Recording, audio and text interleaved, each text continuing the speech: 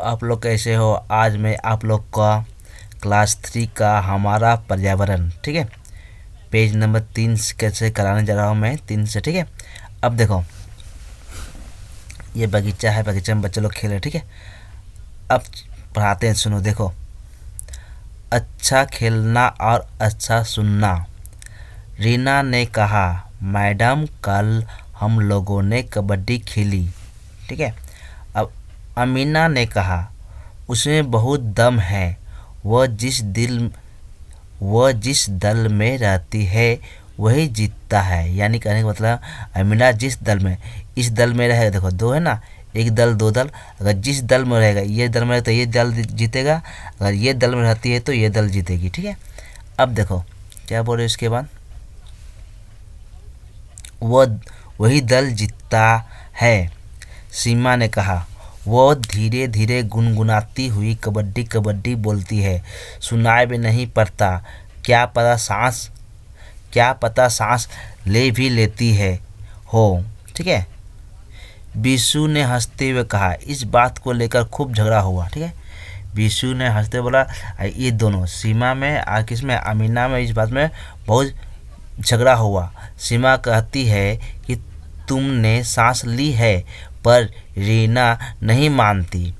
रीना कहा, और तो कोई नहीं कहता, वह कम सुनती है तो मैं क्या करूं, ठीक है। मैडम ने जानना चाहा, किस कारण से सुनने में कठिनाई होती है, मालूम है।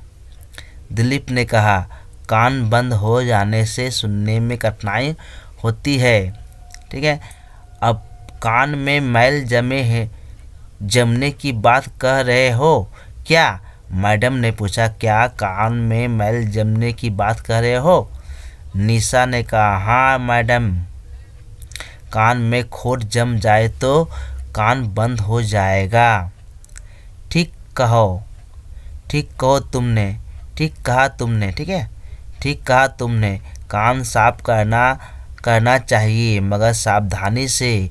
कान के भीतर एक बहुत पतला सा पर्दा है, कहाँ दिखाई तो नहीं पड़ता, कुछ भीतर की ओर होता है, उनमें चोट लग जाए तो मुश्किल होती है।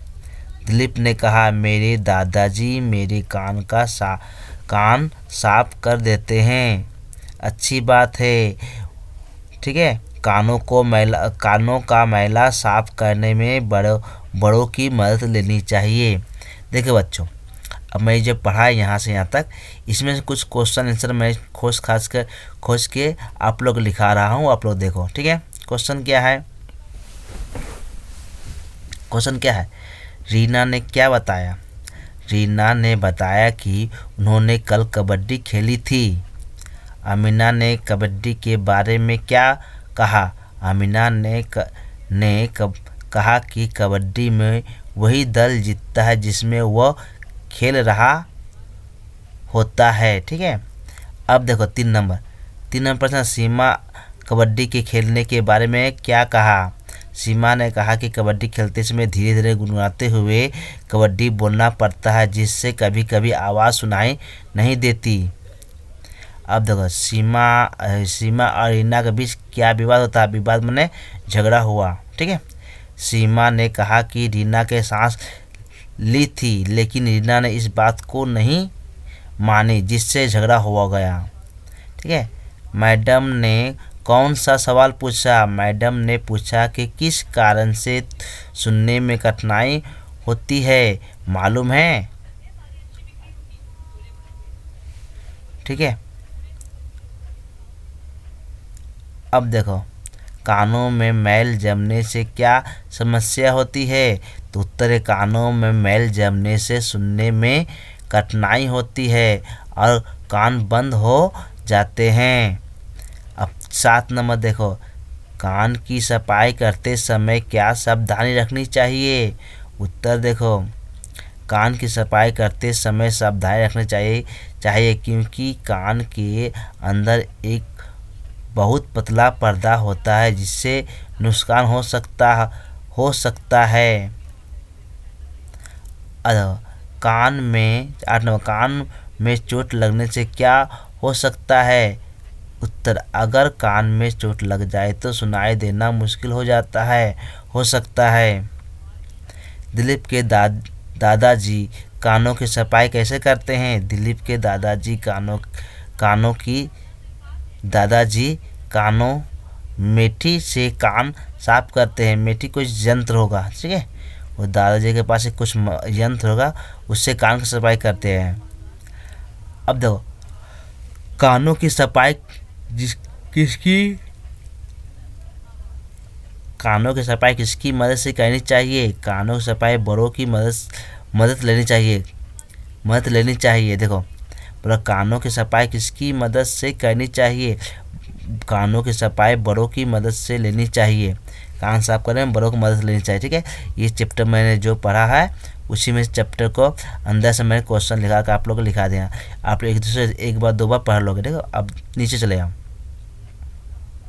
शरीर, देखो, कैसे क्या करते हो, क्या करने से क्या होता है, नीचे लिखो। हम किसके द्वारा सांस लेते हैं? हम नाक के द्वारा सांस लेते हैं। अब देखो, सांस लेते समय शरीर का कौन सा भाग फूलता है? सांस लेते समय शरीर, फेफड़े और छाती फूलते हैं, ठीक है। अब देखो, बात करते समय शरीर का कौन सा अंग काम करता है? बात करते समय शरीर का जीभ, होंठ और गला काम करता है। अब यहाँ पर देखो, कान के अलावा मुंह में और कहाँ कहाँ गंदगी जमती है? कान के अलावा मुंह में, जीभ में, दांत में, मसूड़े में और गले में गंदगी जमती है। अब देखो, ये क्वेश्चन पढ़ के इसका मैं क्वेश्चन तो कर। अब देखो, हाथ पैर की देखभाल, ठीक है। रवीना ने कहा, मैडम खेलते खेलते हाथ के नाखून के नीचे मैल जम जाते हैं। अमीना ने कहा, नाखून साफ करना बहुत आसान है। सबसे पहले नेल कटर से नाखूनों को काटेंगे, उसके बाद साबुन से उसे धो लोगे। मैडम ने कहा, ठीक है कहा है। मैडम ने कहा, ठीक कहा है। साबुन लगाओ, इसके बाद नाखून को घिस लोगे। अब देखो, रीना ने कहा, मैडम नेल कटर तो अंग्रेजी शब्द है ना? हाँ, नेल कटर का मतलब नाखून, जिससे नाखून काटा जाता हो वह है कटर। रिजू ने कहा, ब्लेड द्वारा भी नाखून काटे जाते हैं। रीना ने कहा, हाँ, मगर सावधानी से काटना पड़ता है, उंगली कट जाने का डर रहता है। मेरे दादी जी नहर रानी के नाखून काटते हैं। अच्छा, कान और नाखून के अलावा शरीर में कहाँ कहाँ मैल जमता है? असीम ने कहा, हाथ पैर और शरीर का चमड़ा जहाँ जहाँ मुड़ता है वहीं मैल जमता है। अब देखो, जो हम लोग पढ़े यहाँ पर, इसी का ही हम लोग यहाँ से क्वेश्चन आंसर कुछ बना कर रखे हैं, आप लोग इसको देखो, ठीक है। प्रश्न 1 नंबर, खेलते खेलते नाखून के नीचे क्या जम जाता है? खेलते खेलते नाखून के नीचे मैल जम जाता है। 2 नंबर, नाखून साफ करने का सही तरीका क्या है? नाखून साफ करने के लिए पहले नेल कटर से नाखूनों को काटना चाहिए, फिर साबुन से धोकर नाखूनों को घिसना चाहिए। नेल कटर शब्द का अर्थ क्या है? नेल कटर शब्द का अर्थ नाखून होता है। नेल का अर्थ होता नाखून और कटर का अर्थ होता काटने वाला उपकरण। नेल माने होता नाखून और कटर माने काटने वाला उपकरण या यंत्र। अब 4 नंबर, नाखून काटने के लिए कौन कौन से उपकरण इस्तेमाल किए जाते हैं? उत्तर क्या है? नाखून काटने के लिए नेल कटर, ब्लेड, नहरानी का उपयोग किया जाना चाहिए। नहरानी में जो नहुए के पास जो होता है ना काटने का पतला ब्लेड, उसको नहरानी बोले गए, ठीक है। ब्लेड से नाखून काटने में क्या सावधानी बरतनी चाहिए? ब्लेड से नाखून काटते समय सावधानी रखनी चाहिए क्योंकि इससे उंगली कटने का डर रहता है। अब देखो 6 नंबर, शरीर में कहाँ कहाँ मैल जम जाता है। शरीर में हाथ पैर और जहाँ जहाँ चमड़ा मुड़ता है वहाँ मैल जम जाता है। अब देखो बच्चों, इसको पढ़ो, इसके पढ़ के इसे कर कर लिखा। अब देखो यहाँ वही मैल जमता है जहाँ आँख नहीं देख पाती, वहाँ भी मैल जमता है। ठीक है, जैसे पीठ, गर्दन, कनपट्टी। दिलीप ने कहा कोहनी में जमता है, पैर के ऊपर भी जमता है। अब देखो, जाड़े के मौसम में पैर के ऊपर मैल जमने से मुश्किल होती है, पैर की चमड़ी फट जाती है। हिना ने कहा एरिया में भी मैल जमते हैं तो जाड़े में एरिया फट जाती है। अब देखो, साबुन से इन जगहों को साफ करना चाहिए। दिलीप ने कहा साबुन लगाने के बाद धो लेना पड़ता है, भीगे हुए चमड़े को हाथ से रगड़ना पड़ता है तब चमड़ा साफ हो जाता है। जुलेखा ने कहा इसके बाद थोड़ा तेल लगाने से अच्छा होता है। अब देखो, देखती हूँ तुम लोगों तो बहुत कुछ जानते हो, सभी नियमित रूप से सिर, देह, हाथ पैर साफ करोगे, नाखून बढ़ते ही काट लोगे। अब देखो, बात करके मिल। अब ये है दिया ना, नाखून, सिर, देह, हाथ पैरों को साफ करने में क्या क्या समस्या आएगी नीचे लिखो। अब देखो, विषय क्या, विषय ने क्या, यहाँ पर नाखून लिखेंगे, यहाँ सिर, फिर देह, फिर हाथ, क्या क्या समस्या आएगी, कैसे सावधानी अब इसके नीचे आंसर देखो। ये जो क्वेश्चन पढ़े हैं इस चीज़ का आंसर हम लोग ये जो पढ़े हैं, ये पढ़ेगा आप जो पढ़े हैं ना, इसका आंसर यहाँ है और इसका आंसर इसका आंसर हम लोग नीचे रखे हैं। ठीक है, ये नीचे है। अब देख लो, अब देखो, मैला कहाँ कहाँ जमा होता है, जहाँ आंखें नहीं देख पाती वहाँ भी मैला जमा होता है, जैसे पीठ, गर्दन, कान, मुंह, कोहनी, पैर के ऊपर एड़ियाँ इत्यादि। ठंडे के मौसम में पैरों की चमड़ी में क्या समस्या होती है? उत्तर, ठंडे के मौसम में पैरों की चमड़ी फट जाती है। साबुन से किन जगहों को साफ करना चाहिए? साबुन से गर्दन, पीठ, कोहनी और पैरों के एरिया को साफ करना चाहिए।